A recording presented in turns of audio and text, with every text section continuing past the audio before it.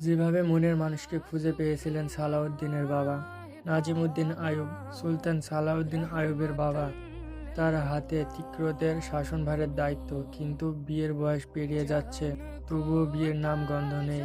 এটা দেখে ভাই আসাউদ্দিন শিরকুহ চিন্তিত হয়ে পড়লেন এবং তাকে বিয়ে করার জন্য প্রস্তাব পাঠালেন। তোমার কাঙ্ক্ষিত পাত্রীর বৈশিষ্ট্য কি বলো শুনি।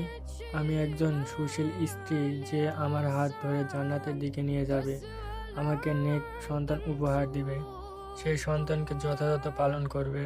বড় হয়ে সে ছেলে হবে একজন দুর্দান্ত ঘোড়সাওয়ার সাহসী মুজাহিদ।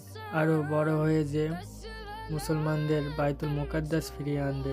দুই ভাইয়ের যখন কথা হচ্ছিল তখন তারা ছিলেন তিকরিতে, ইরাকের একটি শহরে।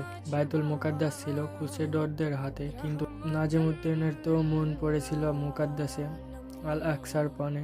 এমনকি বিয়েটা পর্যন্ত স্বপ্নে জড়িয়ে ফেলেছিলেন। আসাউদ্দিন ভাইয়ের কথা আশ্বস্ত হতে পারলেন না।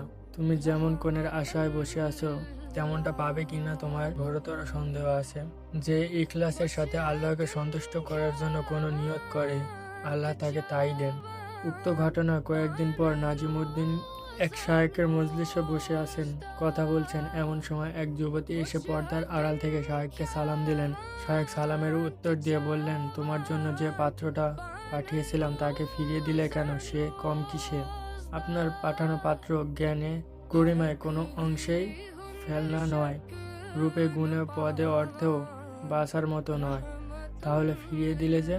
শায়েক, এই পাত্রের মধ্যে আমার কাঙ্ক্ষিত বৈশিষ্ট্য নাই। তুমি কেমন পাত্র চাও? আমি চাই এমন নেককার পাত্র যে আমার হাত ধরে জান্নাতের দিকে যাবে। সে আমাকে একটি নেক সন্তান উপহার দিবে, সে সন্তানকে যথাযথ পালন করবে, বড় করবে। বড় হয়ে সে ছেলে হবে এক দুর্দান্ত ঘোড়সাওয়ার সাহসী মুজাহিদ। আরো বড় হয়ে সে মুসলমানদের জন্য বাইতুল মুকাদ্দাস ফিরিয়ে আনবে। নাজিমউদ্দিন তো অবাক হয়ে দুজনের কথোপকথন শুনছিলেন।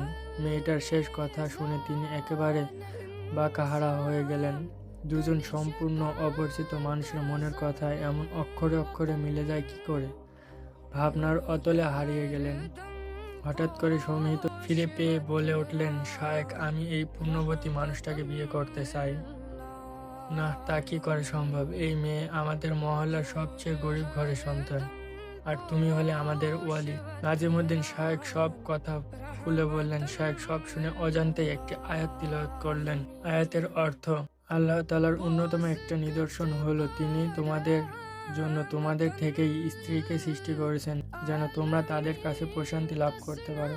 দুজন মহৎপ্রাণ যুবক যুবতী বিয়ে হয়ে গেল। তাদের ইখলাস ও নিয়তের বরকতে আল্লাহ তাদের দান করলেন একটি অনন্য উপহার, অপূর্ব এক সন্তান, সুলতান সালাউদ্দিন আইয়ুবী।